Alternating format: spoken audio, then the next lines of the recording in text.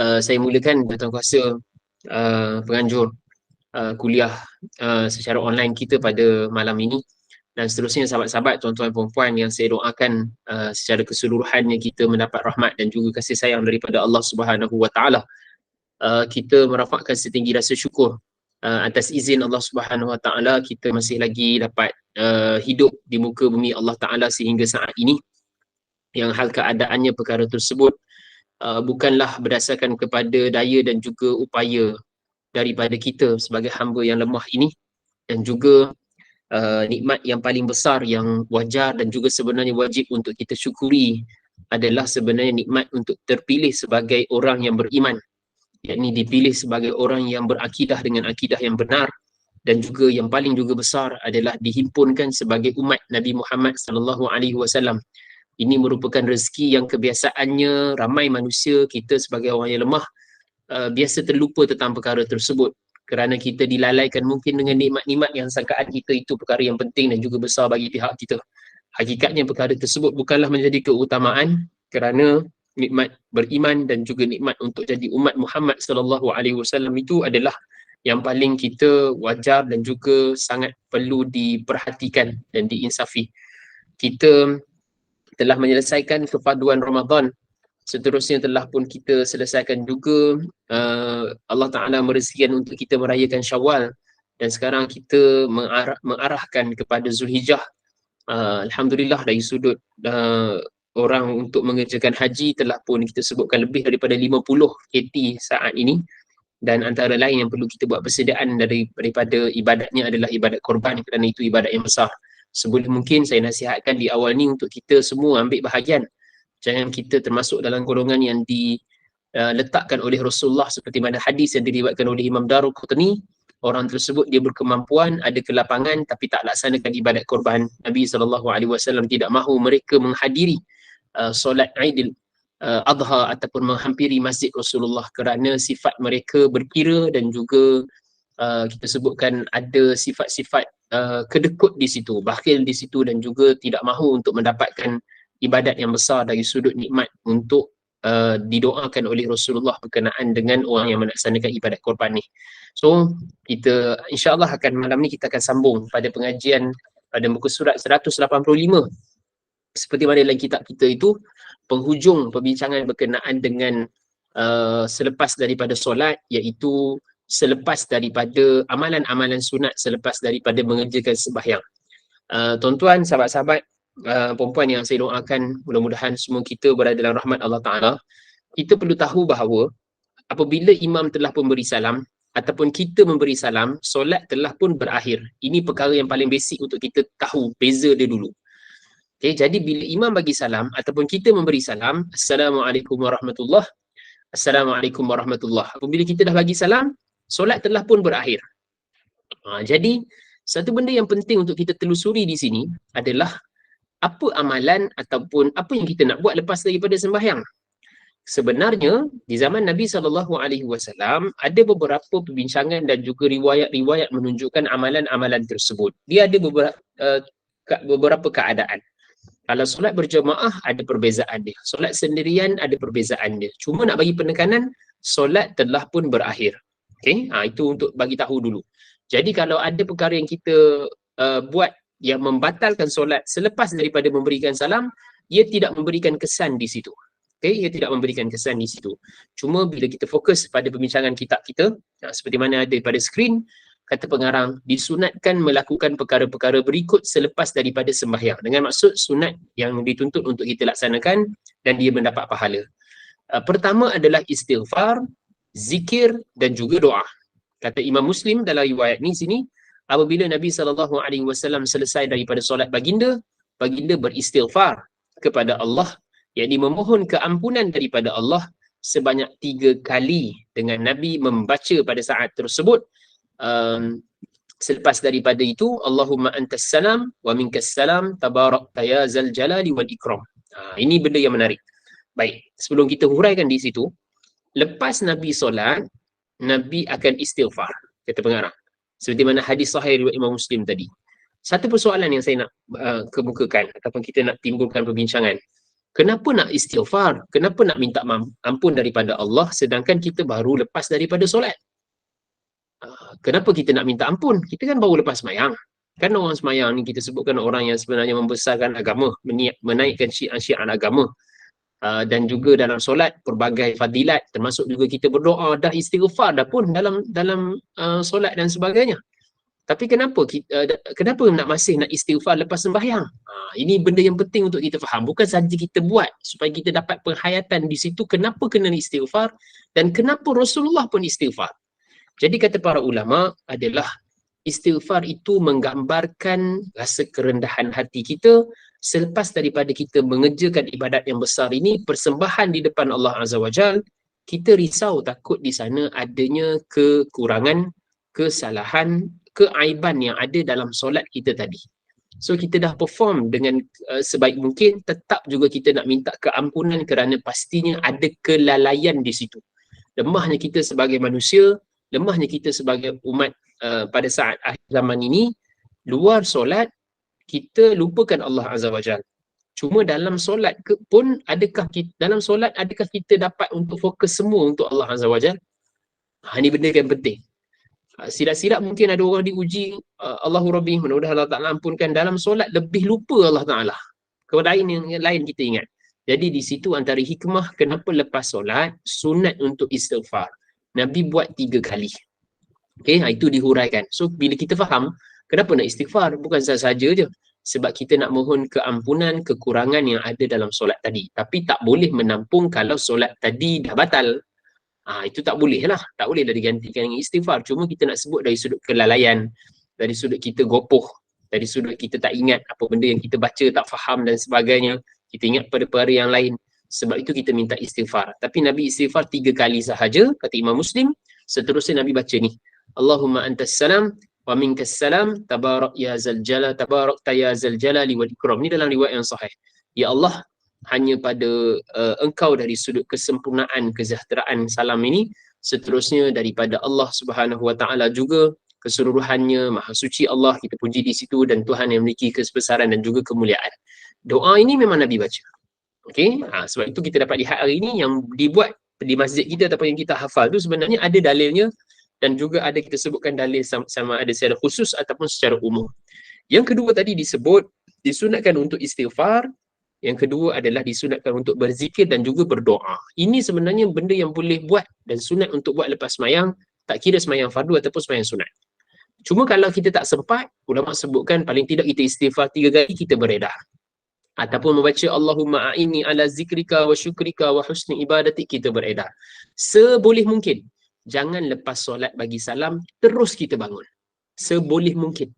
Kata ulama, dari sudut kita beradab, selepas kita buat persembahan di depan Allah Ta'ala, kita dari sudut risaunya amalan kita itu, jangan kita terus beredar. Walaupun boleh, dia tak berdosa, cuma dari sudut penghayatan. Okay? So Nabi zikir, ni yang disebutkan tadi, seperti mana yang ada pada skrin, dan juga Nabi berdoa. Walaupun sebenarnya kalau perasan, solat tu doa dah. Solat tu maksud dia doa lah. Kan? Dan dalam solat pun banyak kali kita doa. Fatihah kita doa dah, ihdinas siratal mustaqim, tunjukkanlah kami jalan yang lurus. Contoh, okay? Kita juga memohon sesuatu, inna salati wa nusuki wa mahyaya wa mamati lillahi rabbil alamin. Kan? Kita baca rabbighfirli warhamni wajburni warfa'ni warzuqni wahdini wa'afini wa'fu anni. Panjang doa tu, macam-macam kita buat. Sebelum daripada salam kita baca ya muqallibal qulub sabbit qalbi ala dinik. Kita baca Allahumma a'inni ala zikrika wa syukrika wa husni ibadatik. Tapi lepas sembahyang kena doa juga. Sebab apa?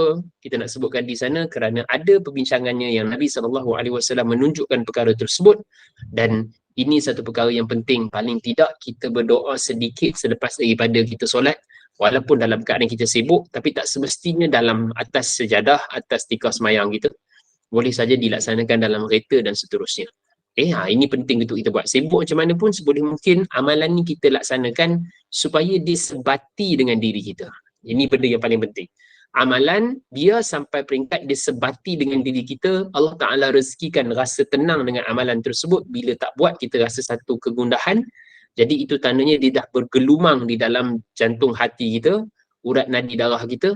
Walaupun mungkin sekadar istighfar, tetapi ada penghayatan, ada ketenangan, ada rasa kebergantungan kepada Allah Ta'ala dengan mengharap keampunan daripadanya, itu tanda kita dah disentuh dengan amalan zikir yang telah meresap dalam jiwa kita.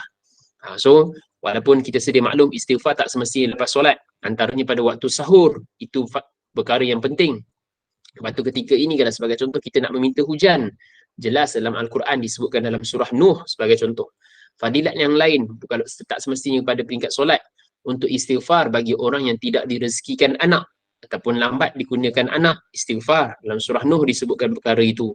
Untuk dilapangkan segala urusan dan sebagainya, istighfar. Sebab dia memang cukup mujarab dan juga cukup berkuasa dari sudut kita nak memohon sesuatu, kerana kita kembali meletakkan diri kita ini sebagai orang yang bersalah atas kelalaian kita, so kita minta ampun.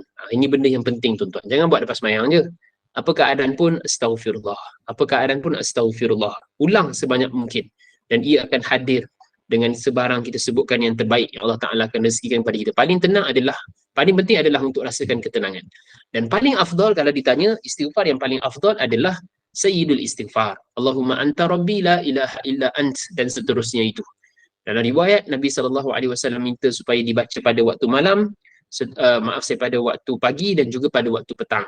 Kalau orang yang membaca Sayyidul Istighfar tersebut pada waktu pagi, jika ditakdirkan Allah Subhanahu Wa Taala mematikan dia, dan Allah Ta'ala akan mengampunkan dia dan juga beri rahmat kepada dia kalau sekiranya pada siang hari. Kalau pada waktu malam hari tetap dia baca, so dia akan dapat fadilat. So dalam Sayyidul Istighfar ni mesti kena baca setiap hari. Okay, lepas solat boleh ke tak? Boleh. Lepas istighfar 3 kali ni, kita baca Allahumma anta rabbi dan seterusnya. So istighfar ni antara perkara yang terkehadapan untuk kita buat sepanjang hidup kita, dan Nabi SAW juga istighfar paling sikit pada sehari adalah 100. Ada riwayat sebut 90 dan sebagainya. Ini kita kena ambil pengajaran sungguh-sungguh. Walaupun dah lepas solat, tetap kita istighfar untuk memohon kekurangan keampunan bagi solat kita yang ada kesalahan tadi. Kata pengarang di sini, imam diharuskan mengangkat suara ketika berzikir apabila bertujuan mengajar kepada makmum, dan apabila mereka telah mempelajarinya, maka imam hendaklah merendahkan suaranya. Kata Al-Imam Al-Bukhari dan juga Muslim, daripada Sayyidina Abdullah ibnu Abbas, diceritakan bahawa beliau memberitahu bahawa mengangkat suara ketika berzikir selepas orang ramai selesai mengerjakan sembahyang adalah dilakukan oleh Nabi SAW. Maksudnya Nabi buat. Okay? Maksudnya Nabi berzikir untuk bagi pengajaran dan juga nak mengajak orang supaya sama-sama berzikir. Adapun kalau sekiranya telah semua mengetahui, boleh saja dipelankan. Kita harmonikan perkara ini. Sebab kalau kita saat ini pun berzikir, orang masih lagi sibuk pada benda lain, apatah lagi langsung tak buat. Jadi kita harmonikan, kita tak sebut Nabi SAW tak laksanakan langsung. Nabi ada buat. Okay, cuma kita disesuaikan dalam keadaan kita pada saat ini, so kita istighfar dan sebagainya, imam-imam kita buat. Imam Muslim juga menceritakan bahawa daripada Sayyidina Ka'ab bin Ujrah, ni sahabat Nabi, disebutkan bahawa zikir-zikir, yakni tasbih yang dibaca berulang-ulang kali selepas solat, selepas sembahyang wajib, tidak akan menjadinya sia-sia diberikan ganjaran di sisi Allah Ta'ala. Zikir-zikir tersebut adalah bertasbih 33, bertahmid 33 dan juga bertakbir 33, dan riwayat lain disebut 34. So ini amalan yang kita dah buat sekarang. Nabi buat tak? Ni sadaran dia. So itu seboleh mungkin kita jangan tinggal lah. Boleh saja qada. Contoh subuh kita tak sempat, kita buat pada tengah hari untuk buat 33 seterusnya itu. Seminit lebih tak sampai. Siap. Sibuk macam mana pun kita cuba buat 3 perkara tadi, kerana ia satu bekalan yang cukup besar dari sudut fadilatnya yang boleh kita usahakan. Tuan-tuan, sahabat-sahabat sekalian. So dibuat seperti mana yang saya sebutkan tadi. Menurut hadis yang diriwayatkan oleh Abu Hurairah, Nabi SAW pesan, dan bertakbir 33 kali, maka berjumlah 99, kemudiannya ditambah dengan doa yang kita sebutkan cukup 100 ni, la ilaha illallah wahdahu la syarikalah, lahul mulk wa lahul hamd wa huwa ala kulli syai'in qadir. Yang kita baca pada saat ni. Jadi memang ini disusun satu persatu. Cuma saya nak bagi pendengaran di sini, wallahu alam, setakat saya makan saya, Nabi SAW tidak membaca suratul Fatihah. Ini sikit untuk kita tambah. Nabi SAW tidak berwirid dengan suratul Fatihah. Istighfar ada. Allahumma antas salam ada. La ilaha illallah wahdahu la syarikalah ada. Tasbih, tahmid, takbir ada. Subhanallah. Membaca 3 kul ada riwayat. Tetapi suratul Fatihah tidak ada dalam riwayat. Semua salah tak kita baca? Jawabnya tak salah. Tapi beri keutamaan kepada ayatul kursi. Sebab ayatul kursi memang ada dalam riwayat dan memang perkara yang penting untuk kita baca selepas dari solat. Kalau kita tak sempat, baca ayatul kursi. Kalau kita banyak masa, baca ayatul kursi, baca Fatihah pun tak jadi masalah. Cuma atas pemerhatian saya dan setahu saya, tak ada riwayat yang Nabi baca. Wallahu alam. Cuma nak bagi penekanan, bila Nabi tak baca, tak semestinya tak boleh buat. Ini benda perlu kita tahu jugalah tentang kedudukan tersebut. Dan suratul Fatihah pun banyak fadilatnya dan tak ada larangan pun. Tak ada larangan pun tak boleh baca. So, dia surah yang agung, kita baca sebanyak mungkin dan ia memberikan fadilat-fadilat yang tersendiri dari sudut kebesaran Al-Quran dan suratul Fatihah tersebut. Okay? Wallahu'alam. Dan disebutkan di sini hujung tu akan diampunkan segala dosa-dosanya, iaitu dosa kecil sekalipun sebanyak buih di lautan. Nampak? Masya Allah. Tadi kita buat 5 kali ni, daripada subuh sampai isyak, kita baca subhanallah, alhamdulillah, Allahu Akbar 33 dan baca la ilaha illallah wahdahu la syarikalah. Akan diampunkan semua dosa-dosanya, iaitu dosa kecil sekalipun berada dalam keadaan kita sebutkan sebanyak buih di lautan. Kita melakukan dosa, tapi Allah Ta'ala dah programkan dah benda ni, ditunjukkan oleh Rasulullah. So, kalau tak ada apa-apa halangan, memang kena buat sungguh-sungguh lah, sebab dia untuk pengampunan dosa bagi kita. Bukan nak buat dosa lagi sebab dah dapat diampun, tapi kita nak mencari ruang supaya ada perkara yang dapat memberikan pengampunan bagi dosa-dosa kecil kita. Okay, ini jelas. So, ini beberapa amalan yang dibuat oleh Nabi SAW. Okay. Berikutnya dalam kitab kita juga ada disebutkan barang siapa yang mengucapkan selepas subuh dalam keadaan yang masih melipatkan kakinya. Ini fadilat. Ini hadis sahih. Maksudnya dia baca la ilaha illallah wahdahu la syarikalah lahul mulk wa lahul hamd yuhyi wa yumiit wa huwa ala kulli syai'in qadir. Fadilat di situ adalah dia akan hal keadaannya disebutkan sebanyak 10 kali, maka ditulis untuknya 10 kebajikan, diampunkan dosanya 10 kejahatan dan diangkat darjatnya 10 darjat. Dan sepanjang hari tersebut Allah Ta'ala pelihara dia daripada perkara yang tidak diingini, perkara yang buruk, dan juga dijaga daripada gangguan syaitan. Nampak? Mula daripada subuh sampai isyak dah ada juga program ni untuk dijauhkan kita daripada godaan syaitan. Allah yang bagi daripada lisan Nabi SAW. Juga ada hadis daripada Sayyidina Mu'az bin Jabal, bawah tu nampak Nabi juga baca Allahumma a'inni ala zikrika wa syukrika wa husni ibadatik. Bukan doa para ulama', doa yang Nabi sendiri ajar kepada Mu'az bin Jabal dan selainnya untuk membaca doa ni. Tuan-tuan boleh lihat maksudnya di situ. Okay, dan semua doa ni tak jadi masalah untuk kita amalkan berapa panjang pun secara berjemaah ataupun sendirian. Itu adalah sangat baik untuk ada masa untuk kita diberi peluang untuk berzikir. Okay, wallahu a'lam. Sebelum bagi pada nombor 2, ada tak soalan? Ni benda yang pertama yang perlu dilaksanakan selepas daripada solat. Ada soalan ke? Istighfar. Kalau tak ada, saya lanjutkan terus. Berikutnya adalah isu berpindah tempat dari tempat sembahyang fardu ketika hendak menunaikan solat sunat. Ia dilakukan bagi membanyakkan tempat sujud kerana kesemua itu adalah menjadi saksi kepada Allah Azza wa Jalla. Nampak pengarang kita letakkan perkara yang kedua selepas zikir semua benda tu, diletakkan adalah kita berpindah daripada tempat kita solat fardu ke tempat yang lain. Maksudnya kalau kita solat fardu tu di sini, solat sunat kita buat di sebelah dia ataupun di belakang dia dan sebagainya. Sebab apa kena buat macam tu?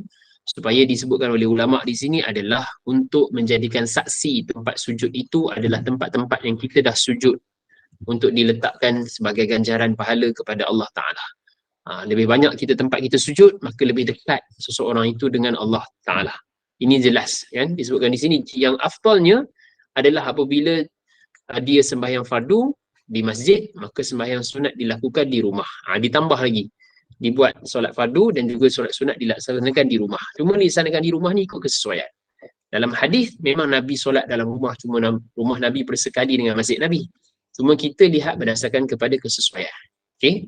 Ini untuk isu solat di rumah dan kita dapat untuk memperbanyakkan tempat sujud. Ini satu sunnah. Tak salah saya juga di amalan daripada Abdullah bin Abbas. Sebab beliau banyak memperbanyakkan sujud di banyak-banyak tempat. Jadi kalau tak beralih pun tak ada masalah. Wallahu a'lam. Nombor 2 selesai. Yang ketiga,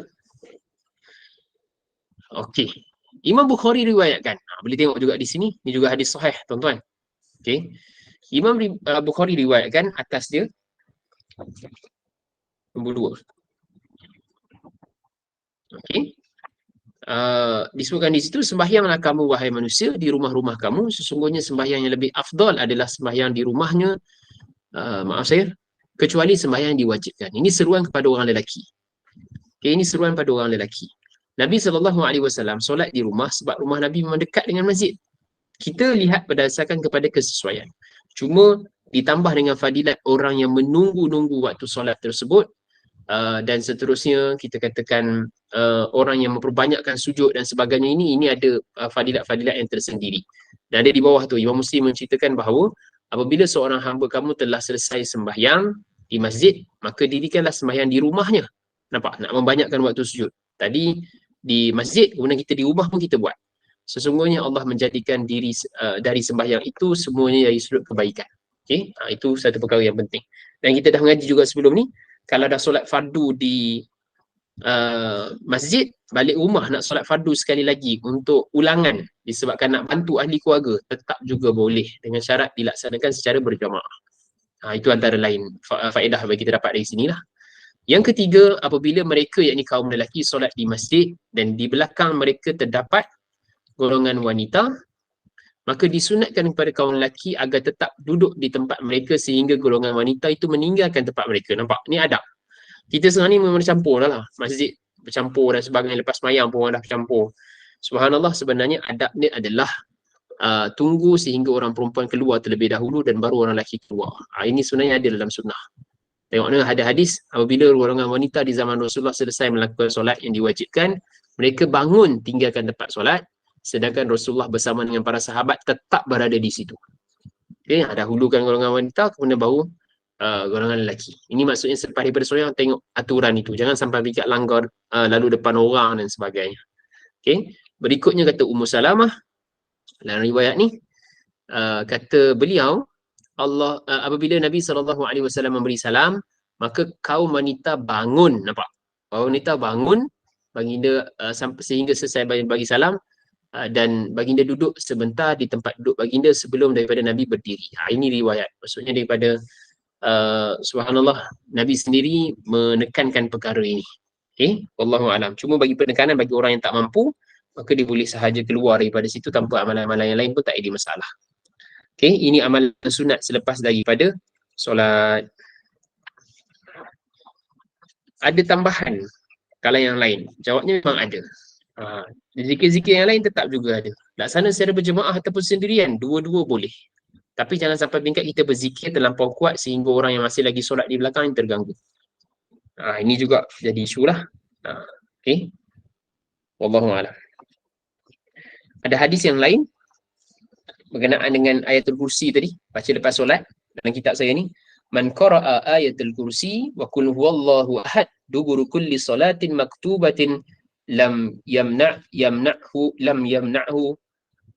min dukhulil jannati illa maut. Siapa yang membaca ayatul kursi dengan sempurna, dengan kefahaman di situ, dan seterusnya membaca qul huwallahu ahad pada setiap kali selepas solat fardu, maka Nabi SAW menyebutkan tidak ada yang boleh menghalang orang itu daripada masuk syurga kecuali kematian. Maksudnya ini cukup ibadat yang besar. Tapi mesti difahamilah apa yang kita baca dan sebagainya. Okay. Wallahu'alam. 3 kul memang ada riwayat. Boleh saja baca. 3 kul memang ada riwayat.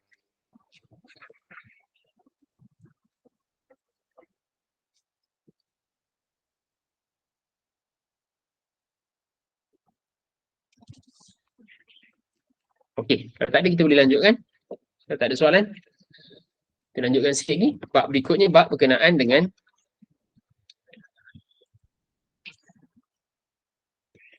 perkara yang makruh ketika solat. Ini penting, tuan-tuan. Perkara yang makruh, dia merosakkan ibadat. Perkara yang makruh, dia merosakkan ibadat kita. Walaupun ia tak berdosa, tetapi hukumnya sebenarnya kalau dibahas dengan sedikit tambahan, adalah sebenarnya makruh. Terjemahan tepat dia adalah yang syarak benci. yang syarak benci. So ni penting lah, walaupun kita sebut makruh, tapi yang syarak tidak suka, tapi dia tak sampai peringkat dia jadi berdosa. Okay, ni pada asalnya. Kita lihat pada skrin, disebutkan di sini, memalingkan tengkuk ketika sembahyang kecuali kerana keperluan. Maksudnya yang makruh, memang kita memalingkan perkara kita sebutkan kepala tadi ke kanan dan juga ke kiri tanpa sebarang kita sebutkan keperluan. Pergerakan tersebut adalah pergerakan yang besar yang boleh menyebabkan batal, cuma pada asalnya kita sebutkan perkara itu perkara makruh. Okay, disebutkan di sini berkenaan dengan perkara tersebut. Okay, pertama, memalingkan tengkuk ke arah ketika sembahyang, ketika dalam keadaan kita sebutkan tanpa keperluan. So kita bergerak kiri kanan dan sebagainya, hukum dia makruh dan boleh jadi berdosa kalau niat bermain-main dan batal solat kita. Okay, itu yang pertama. Kecuali dalam keadaan biasa memang dia macam tu. Itu dimaafkan. Okay, wallahu a'lam. Yang kedua, yang atas, yang kedua apa? Saya buat dia. Ni ada huraian tadi berkenaan dengan berpaling tadi. Okay, Nabi SAW pun pernah tegur sahabat.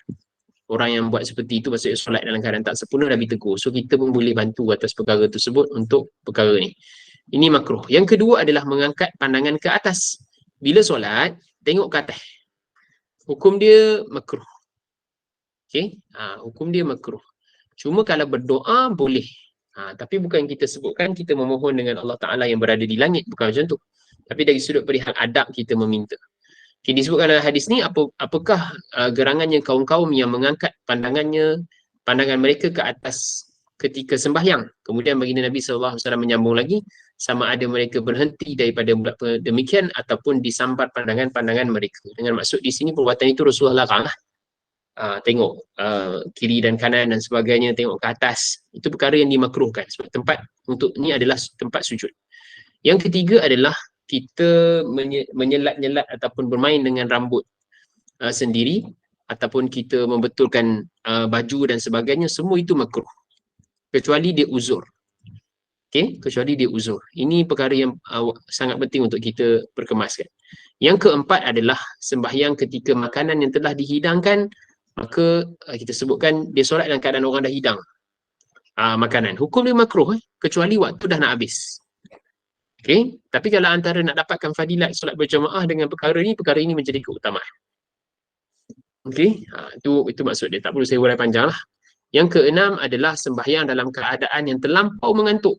Kalau mengantuk sangat, hukum dia makruh. Kerana boleh saja kelupaan dan sebagainya. Okay? Dan sembahyang di tempat-tempat berikut. Ini juga penting. Okay? Tengok tempat dia. Kata pengarang di sini, Allahumma salli ala sayyidina Muhammad. Yang mana tadi? Sembahyang dalam keadaan mengantuk dah selesai. Kita dah jelaskan tadi, tak apa. Sembahyang di tempat berikut. Ini hukum dia makruh. Solat di bilik air, dia tak batal. Sebab apa? Tak kena najis. Jangan salah faham. Bukan nak suruh solat dekat bilik air, tapi nak bagi faham hukum. Di jalan, so boleh, tapi hukum dia makruh. Di pasar, boleh, tapi hukum dia makruh. Kawasan perkuburan dan sebagainya, yang semua kita sebutkan pada asalnya tadi diambil manfaat oleh orang ramai. Okay? Nak sebut di sini adalah sembahyang di tempat itu, tempat-tempat tadi, hukum dia makruh, tapi solat dia sah. Sebab apa? Isu tempatnya tak sesuai. Okay? Ni sembahyang di tempat-tempat yang tadi tu hukum dia makruh, tapi solat masih lagi sah. Okay? Wallahu a'lam. Yang makruh berikutnya ada lagi tak? Kalau ada dalam kitab saya tambah. Ini memang ringkas-ringkasnya sebenarnya.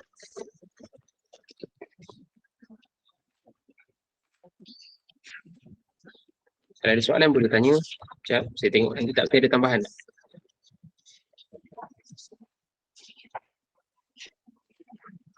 Tak ada.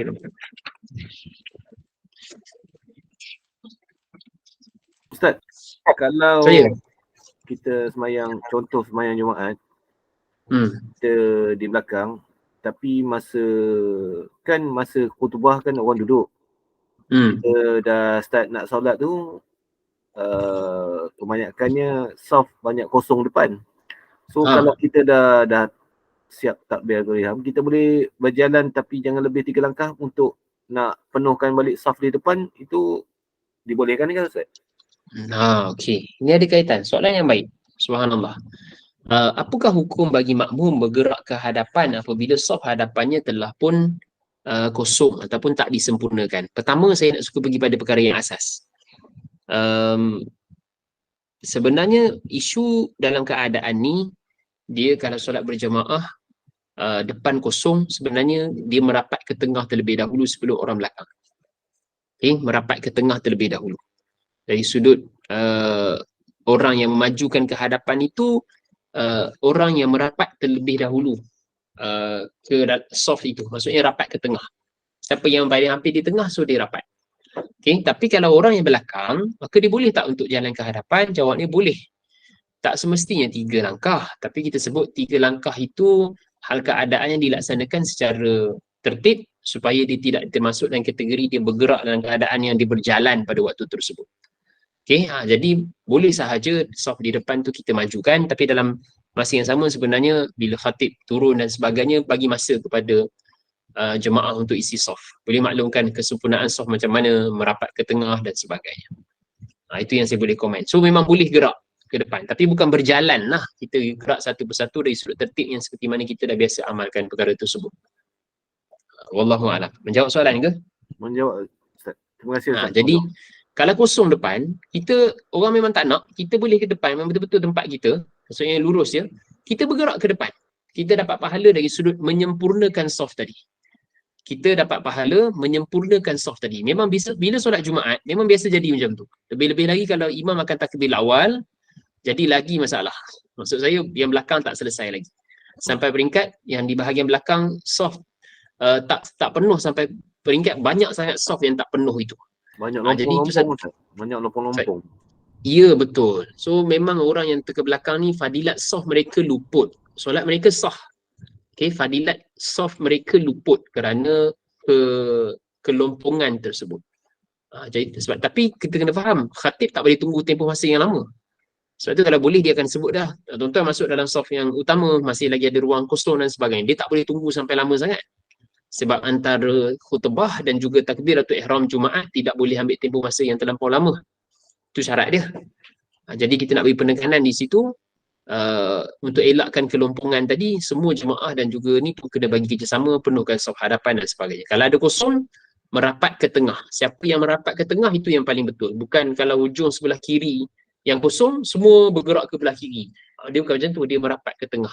Dalam hadis yang diriwayatkan oleh Imam Abu Daud disebutkan wassitul imam, pertengahkan tuan imam. Maka kita ni saf sebenarnya dibina daripada tengah, bukan ke kiri dan juga ke kanan. Okay, wallahu a'lam. So yang tadi tu perbuatan makruh dalam solat, walaupun ada huraian lagi, cuma kitab kita ni kita ringkaskan sahajalah. Dia memang ringkas saja untuk dapatkan poin-poin yang penting sahaja.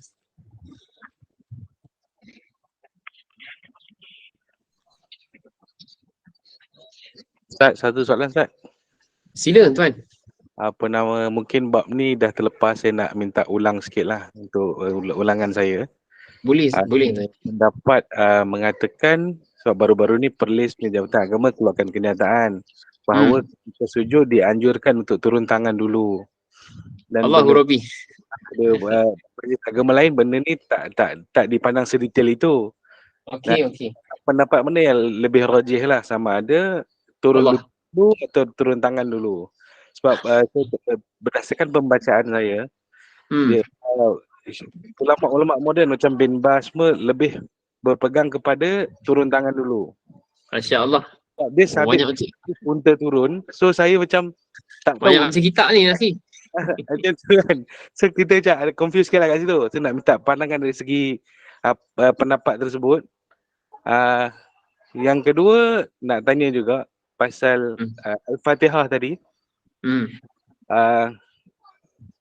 Kalau ikut karangan lah Syekh Ibn Qayyim Al-Jauzi tu, dia kata saya mengamalkan Al-Fatihah selepas solat, tapi bila mana saya ditegur oleh ulama lain dan saya meninggalkan hal tersebut. Sebab apa? Dia kata sebab setiap perkara itu mestilah berlandaskan nas walaupun perkara itu sunat. So benda ni adalah menyalahi sunnah. So saya pun macam itu pun agak lah, sebab kita karangan ulama ni kita tak apa nak mentelaah sangat. So bila baca karangan apa tulisan-tulisan macam tu, nak kena refer orang yang alim sikit lah. InsyaAllah Ustaz, silakan. Allahumma salli ala Sayyidina Muhammad. Soalan yang baik. Dia macam ni. Pertama, saya jawab dulu isu berkenaan dengan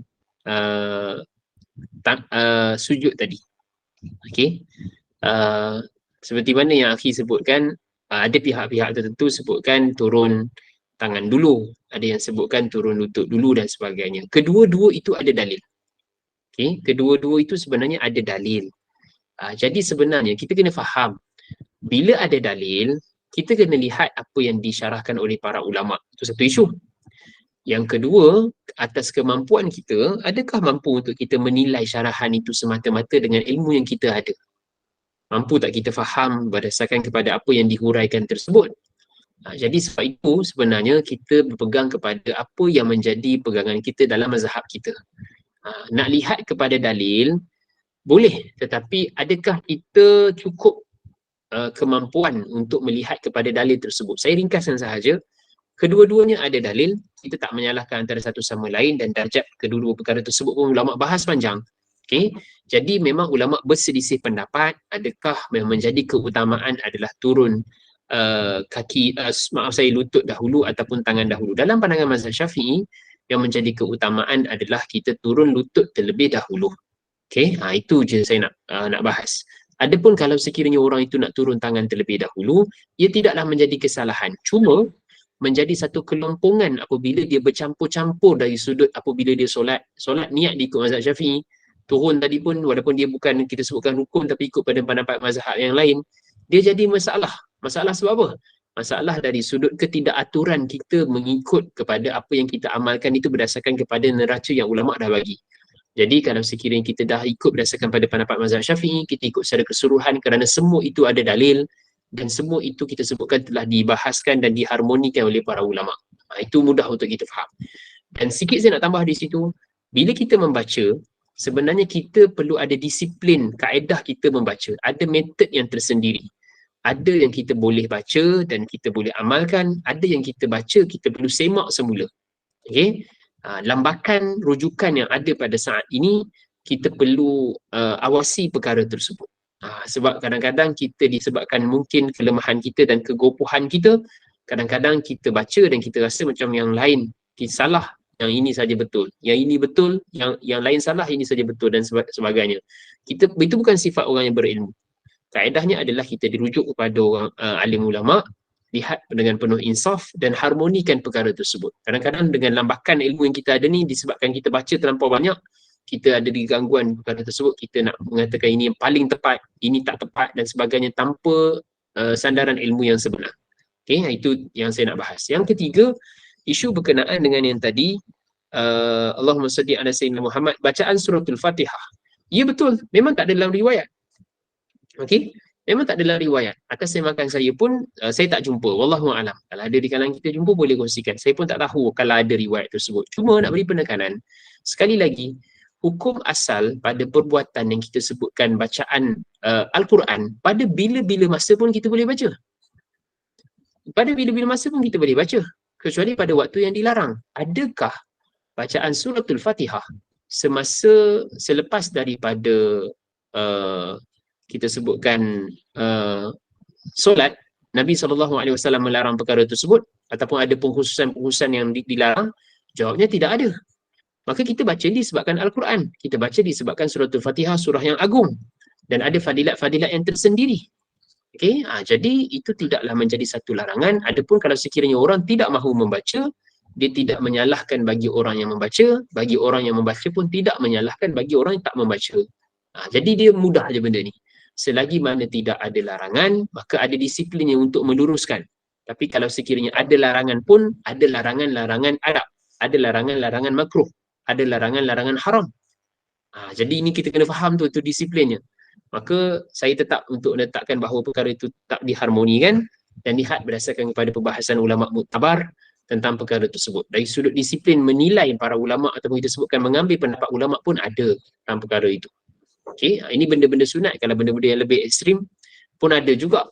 kita sebut kita sebenarnya kita buat, rupanya ada ulama tak bagi ataupun tak boleh buat, tapi ada ulama bagi. Sebagai contoh kita bahas juga sebelum ni.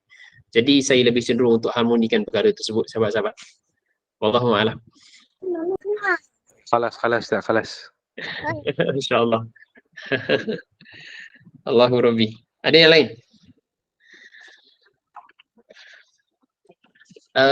Sebelum kita nak lanjutkan tadi, saya pun ada tertinggal. Ada perbincangan, saya suka untuk bahaskan supaya kita dapat maklumat. Berkenaan dengan wirid tadi, wirid selepas solat, kita dapat lihat sebenarnya memang ada beberapa aturan yang Nabi SAW buat. Okay? Tapi dari sudut solat berjamaah, apabila zikir tersebut dibaca secara nyaring dan sebagainya, ia juga sebenarnya memang dibahaskan oleh para ulama berdasarkan kepada dalil yang ada. Antara yang dibincangkan juga di sini, antara riwayat daripada Sayyidina Abdullah bin Abbas dalam riwayat Imam Bukhari. Ia disebutkan bahawa mafhum daripada hadis ini sesungguhnya mengangkat suara dengan zikir ketika orang ramai yang sudah beredar daripada solat fardu pada zaman Nabi SAW itu, perkara itu dilaksanakan. Disebutkan bahawa aku mengetahui apabila mereka telah selesai daripada solat untuk meninggalkan masjid, maka aku mendengar tentang perkara tersebut. So memang dibaca perkara itu. Cuma perlu diharmonikan dari sudut bila masa nak dibaca dan juga dari sudut nada kekuatan. Kalau sampai peringkat kita sebutkan ramai ada jemaah tengah solat di belakang ataupun ada jemaah baru di belakang tapi dizikir dengan begitu kuat di situ, kita ambil langkah pertengahan dia, dizikir secara perlahan. Sebab kalau imam pun tak zikir, orang di belakang pun pada asasnya tak berzikir. Sebenarnya macam tu. Saat ni pun kalau orang berzikir pun kita disibukkan dengan benda-benda yang lain, maka dari sudut dakwah, maka kita baca sahaja zikir tersebut untuk diikuti oleh orang lain. Asalnya macam tu. Untuk tempat yang tak pernah buat, kalau imam tak zikir, memang makmum tak zikir pun. Dia macam tu. Terus berakhir macam tu sahaja. Sedangkan di situ ada fadilatnya yang tersendiri kalau tak ada keuzuran. Wallahu a'lam.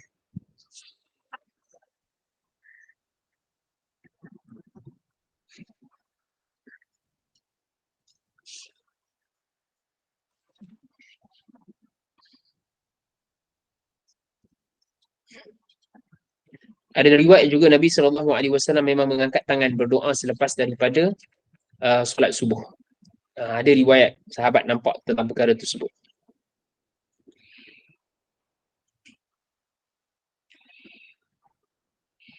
Wallahu a'lam. Okay, kalau tak ada kita lanjutkan sedikit lagi. Kita lihat pada kitab kita. Perbezaan antara solat antara lelaki dan juga solat perempuan. Ini juga perbincangan yang menarik untuk kita lihat sebenarnya apa yang menjadi asas kepada perbincangan ni. Okay, dalam kitab-kitab yang lain pun ada perbahasan. Sehingga di isu sebelum ni, orang sebutkan bahawa solat ni sebenarnya sama je, lelaki dan perempuan. Asasnya kita nampak di situ ada persamaan dan juga ada perbezaan sebenarnya. Kita lihat di sini. Perempuan disunatkan berbeza dengan lelaki dalam 5 perkara. Ini dalam mazhab kita. Okay. Pertama adalah dari sudut menghimpunkan ataupun merapatkan setengah anggota dengan yang lain ketika sujud. Ini beza dia. Sebab tu kita kena harmoni kan. Kalau orang yang berpandangan bahawa semua soft itu mesti dijalinkan antara kaki antara satu sama lain, maka bagaimana kedudukan orang perempuan? Itu juga perlu kita perhatikan. Disebutkan di sini iaitu dengan merapatkan kedua siku dengan 2 rusuk ketika sujud dan merapatkan perut dengan kedua peha. Nampak di posisinya lebih menguncup begitu. Keadaan ini berbeza dengan lelaki yang disunatkan supaya merenggangkan 2 sikunya dari 2 rusuk dan mengangkat perutnya daripada 2 pehanya. Ada hadis yang diriwayatkan oleh Imam Al-Baihaqi di sini. Nabi SAW telah berjalan di kawasan 2 orang perempuan yang sedang bersolat. Yang sedang solat. Lalu baginda bersabda, apabila kamu berdua sujud, maka himpunkan ataupun rapatkan setengah daripada daging anggota tubuh kamu di bumi. Sesungguhnya perempuan dalam masalah tersebut tidak sama dengan lelaki. Ini hujahnya. Dalam mazhab kita. Saya tak nafikan, memang ada yang menyebutkan bahawa tak ada perbezaan ataupun hadis ini dibincangkan panjang dari sudut darjatnya. Cuma kita nak sebutkan ni pandangan dalam mazhab kita bersumberkan kepada perkara ini. Ulama lebih sedia maklum tentang perkara tersebut. Yang kedua, perempuan hendaklah merendahkan suaranya di khalayak lelaki yang bukan mahramnya. Oleh itu dia tidak boleh menyaringkan bacaan dalam sembahyang yang dibaca dengan nyaring ketika kerana dibimbangi perkara tersebut berlakunya fitnah. Dia bukan sampai peringkat menjadi berdosa. dia boleh saja melantunkan suaranya sedikit, tetapi tidak boleh dalam keadaannya ada orang lelaki dan sebagainya. Itu disebutkan dalam pembincangan ni. Okay? Ini menunjukkan kata pengarang bahawa suara perempuan itu kadang-kadang boleh membangkitkan fitnah. Dia bukan suara perempuan tu berdosa bila bercakap dan sebagainya, tapi kalau kena pada keadaannya, dia boleh mengundang kepada fitnah, gangguan kepada orang lain yang mendengar dan sebagainya. Oleh itu dituntut supaya merendahkan suara ketika di khalayak lelaki yang bukan mahram dia. Asasnya bacaan solat subuh, maghrib dan isyak dibaca dengan lebih kuat daripada solat zuhur dan juga asar. Kalau solat di rumah boleh sahaja baca kuat daripada itu walaupun solat sendirian. Ini perlu kita faham. Yang ketiga, apabila berlaku sesuatu kepada seorang perempuan ketika solat dan dia ingin menyedarkan, memberitahu seseorang di sekelilingnya, maka dia hendaklah menepuk ataupun membukul telapak belakang tapak tangannya dengan kita sebutkan dalam keadaan begitu. Adapun orang lelaki boleh sahaja memberikan ingatan kepada kita sebutkan orang lain ataupun imamnya dengan bacaannya subhanallah. Ini beza dia. Perempuan tak sebut subhanallah, mereka beri isyarat sahaja. Okey, ringkas, itu mudah untuk kita faham. Cuma kita nak hayati balik je. Itu ada dalilnya, nanti tuan-tuan boleh baca. Yang keempat, seluruh badan perempuan adalah aurah kecuali muka dan juga kedua tapak tangannya. Adapun untuk orang lelaki ada perbezaan bila dia solat, dia tidak melibatkan seluruh badannya adalah aurah. Itu jelas, memang ada perbezaan. Okey, ada perbincangan lah dalil di situ, cuma kita dah bahas sebelum ini. Aurat di dalam solat dan juga aurat di luar solat, dia ada beza. Okey. Dan yang kelima, perempuan disunatkan iqamah tetapi tidak disunatkan azan. Adapun dari sudut lelaki disunatkan untuk iqamah, dalam masa yang sama lelaki juga disunatkan untuk azan.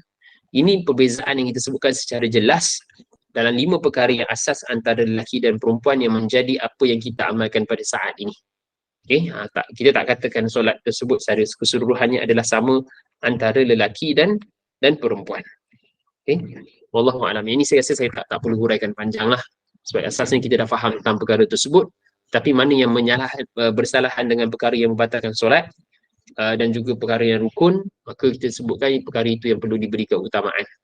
Ini perbezaan-perbezaan dia lah. Kalau orang lelaki sebagai contoh, sempit sangat. Dia menguncupkan tangan dia ke badan dia sama seperti perempuan. Dia tak berdosa dan juga tidaklah sampai peringkat itu bukan jadi makruh sebab uzur. Diikut keadaan. Tapi kalau segi kita solat sendirian, kita jayakan perbezaan tersebut, dah sedia ada dalil seperti mana yang disebutkan tadi. Dia begitu, sahabat-sahabat. Wallahu'alam.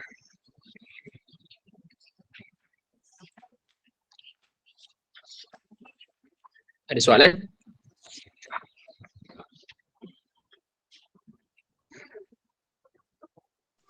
Dalam kitab saya ada sikit lagi fawaid tadi untuk selepas daripada solat. Kedudukan hukum bersalam-salaman selepas daripada solat. Ini ada pembahasan hadisnya. Ulama menyebutkan bahawa hukum dia sunat. Itu yang kita buat tu. Bukan sahaja kita salam. Kan disebutkan di sini Nabi SAW sedang melakukan perjalanan daripada Hazirah menuju ke kota Batak. Lalu baginda Nabi SAW berwuduk, kemudian mendirikan solat zuhur 2 rakaat dan solat asar 2 rakaat. Maksudnya Nabi jamak takdim dan qasar. Sedangkan waktu itu baginda Nabi SAW menggunakan tongkat besi disebabkan keuzuran oleh Rasulullah mungkin. Maka orang ramai yang berada di sekitar Nabi SAW mengambil tangan baginda lalu mengusap muka mereka dengan sapuan tangan tersebut. Abu Juhaifah berkata, lalu aku pun memegang tangan baginda, maka aku pun meletakkan di wajahku, di mana tangan baginda lebih sejuk daripada air. InsyaAllah disebut dalam riwayat ni. Lebih wangi dan daripada bauan minyak wangi. Dan Imam Nawawi menyebutkan bahawa ketahuilah apabila seorang tersebut bersalaman, menjadi satu keutamaan untuk mereka apabila bertemu. So bukan adat kebiasaan kita. Ini ulama punya anjuran dan juga kita sebutkan pesanan daripada Rasulullah. Apabila dalam keadaan tersebut kita salam dan salam. So tak ada masalah. Okay, dan ada juga riwayat disebutkan di sini dalam hadis yang diriwayatkan oleh Imam Dailami, apabila berjabat tangan tersebut kita akan menghilangkan sifat antara kedengkian antara satu sama lain. Ini faedah-faedah dia. Okay, bersalaman tersebut satu benda yang baik pada asasnya. So tak ada jadi isu lah kalau sekiranya lepas solat tu kita nak salam, tak jadi masalah. Tapi jangan sampai peringkat kalau ada bersalaman tersebut dalam tempoh masa yang panjang sehingga menyukarkan orang yang nak bersegera, guru yang nak beredar ataupun baru nak mula kuliah, kalau semua nak salam dan sebagainya, dia ambil masa yang lama, so tak sesuai untuk dijadikan keutamaan. Itu kena lihat lah. Jadi asasnya selepas daripada solat, kita salam antara satu sama lain itu tak ada perkara yang dilarangkan, tapi cuma itu perkara yang dituntut untuk dilaksanakan berdasarkan pada perbincangan yang kita sebutkan tadi. Wallahu a'lam. Dia juga amalan Sayyidina Anas bin Malik. Juga dalam hadis Bukhari. Anas bin Malik juga bersalam-salaman antara sahabat yang lain. Ini juga disebutkan di sini. So kita boleh ikut sunnah tersebut. Kalau tak nak salam pun tak apalah. Tengok keadaan orang lah. Jangan paksa orang tengah wirid, dia tengah pejam mata dan sebagainya, tepuk dia untuk kita semata-mata nak salam. Dia tak sampai tingkat macam tu. Okay. Wallahu a'lam. Ustaz, ada soalan sikit Ustaz pasal yang beza lelaki perempuan Ustaz. Kalau kita berjemaah dekat rumah dengan isteri, tu kita terlupa ayat, isteri boleh tolong kita sambungkan ayat tu dengan suara kuat lah, tak apa kan? Sebab isteri boleh, tak ada masalah. Sebab kita bersama dengan mereka sahaja dan dia tak membatalkan solat pun. Okay. Dan dia bukanlah satu benda yang kita mesti ditegur. Dia bukan benda yang mesti ditegur, sebab kita pun tak bahas sebab solat berjamaah di sini. Ada keadaan yang kita wajib tegur. Contoh melibatkan rukun. Apabila imam telah pun tersilap pada bacaan suratul Fatihah sebagai contoh, meninggalkan ayat ataupun meninggalkan syaddah yang ada 12 itu sebenarnya kita kena tegur. Sebab ia melibatkan rukun dan syarat kepada solat sebagai contoh. Adapun kalau surah, kita tak bantu pun sama ada lelaki ataupun perempuan, dia tak jadi kesalahan. Okay, dia tak jadi kesalahan sebab dia tak melibatkan benda yang batal. Jadi kalau contoh kita salah, tak ada siapa bantu pun, kita terus rokok, maka solat itu tetap sah. Tapi kalau dalam konteks kita solat berdua di rumah dan sebagainya, dibetulkan ataupun disambung bacaan oleh isteri kita, ia tidak membatalkan solat kita. Adapun kalau sekiranya perlu ditegur dari sudut kesalahan rakaat dan sebagainya, ia mesti ditegur dalam keadaan tersebut. Supaya solat kita sempurna dan tidak ada kita sebutkan kekacauan dari sudut pematuhan kepada rukun-rukun itu. Jadi bila mana orang solat berjamaah, tak kira antara lelaki dan perempuan ataupun lelaki dengan lelaki, hukum yang asal untuk dipelihara dalam solat berjamaah itu mesti diperhalusi sebenarnya. Allahu a'lam. Okay, maklum Ustaz. Terima kasih Ustaz. Okay.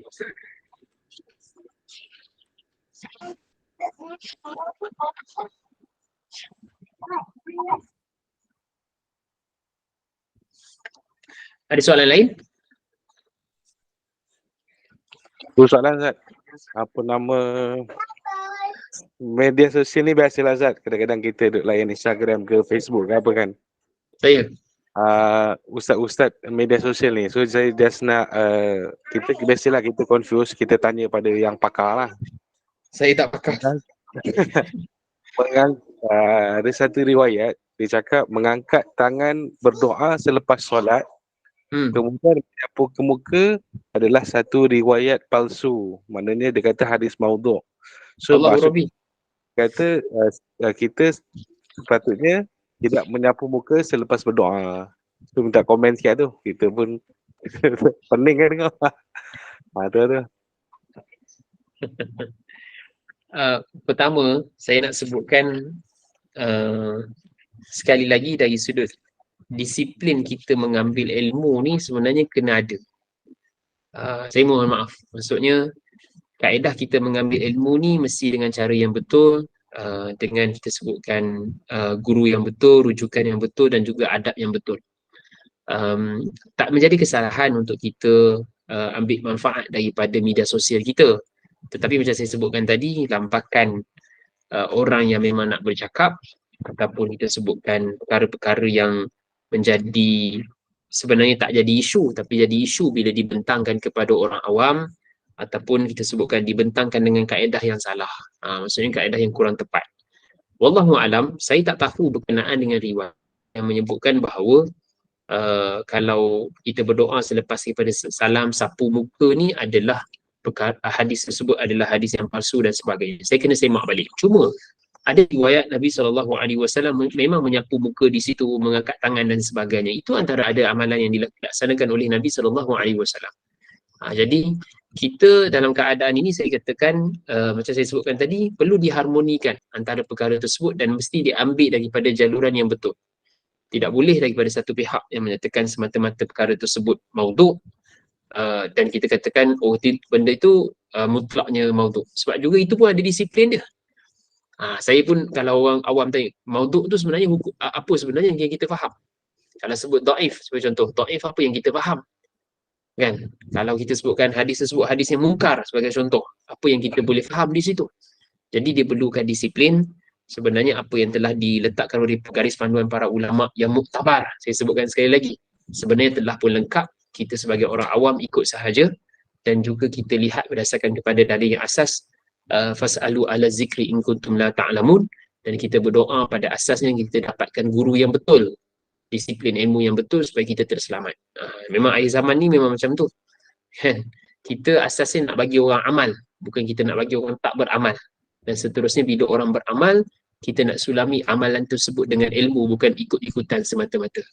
Wallahu alam. Saya komen ringkas di situ, nanti ada kesempatan saya semak tentang perkara tersebut. Adapun berdoa dengan mengangkat tangan dan menyapu muka, ada riwayat yang diterima di situ sebenarnya secara ringkas.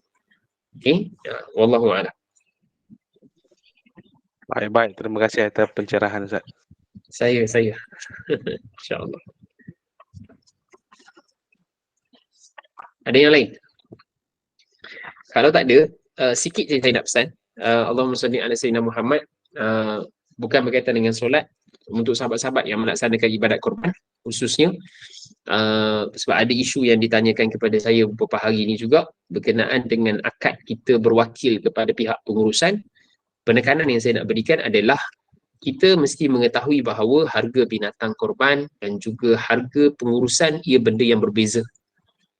Berbeza dengan maksud kita sebenarnya membayar 800.5, 800, 700 tersebut untuk pihak pengurusan membeli binatang korban bagi pihak kita. Sebab mereka pun tak ada binatang korban tu.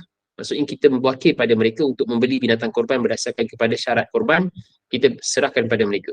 Adapun bila kita nak sampaikan, charge mereka, yakni kita yang mengurus dari sudut fee pengurusan itu, tambahan itu mesti diasingkan dan dizahirkan. Tak boleh kita sebutkan 800 tu 800 sekali. Sebab tak tahu apa yang diuruskan. Apa beza dia. Ni benda yang penting. Harga binatang satu benda yang berbeza, kos pengurusan satu benda yang berbeza. Jadi mesti dimaklumi dalam borang tersebut ataupun dalam akad harga pengurusannya berapa, yang tetap dah memang ada pengurusan untuk bayar pada tukang sembelih contohnya, kos-kos yang lain, tetapi bukan melibatkan kepada binatang itu. Maksudnya harga binatang itu. So sebenarnya yang sempurna adalah mesti diasingkan kos pengurusan dan juga harga binatang. Itu yang terbaik, dan akad itu mesti jelas mewakilkan kepada pihak pengurusan untuk mengurus, membeli binatang korban, menguruskan korban yakni berniat dan juga menyembelih binatang korban, dan yang ketiga agihan daging korban itu. Supaya kita buat korban berdasarkan kepada peraturan yang sebenarnya, bukan berdasarkan kepada amalan kebiasaan. Okey. Wallahu alam, sikit nasihat di situ. Mudah-mudahan Allah Ta'ala terima korban kita. Yang ada kesempatan dan kelapangan, jangan ditinggalkan perkara tersebut seboleh mungkin, kerana ini sunnah yang Nabi memang buat, dan Nabi tak pernah tinggal sepanjang hidup Rasulullah sehingga tahun terakhir Rasulullah wafat yang tak sempat. Jadi kita laksanakan supaya dia dapat amalan yang menyempurnakan Zulhijjah yang Rasulullah Allah Azza wa Jalla paling suka. Okey, wallahu alam. Terima kasih atas perhatian dan juga jemputan. Insya-Allah ada kesempatan kita jumpa bulan hadapan. Sallallahu ala sayyidina Muhammad wa ala alihi wa sahbihi wa baraka wa salam. Assalamualaikum warahmatullahi taala wabarakatuh.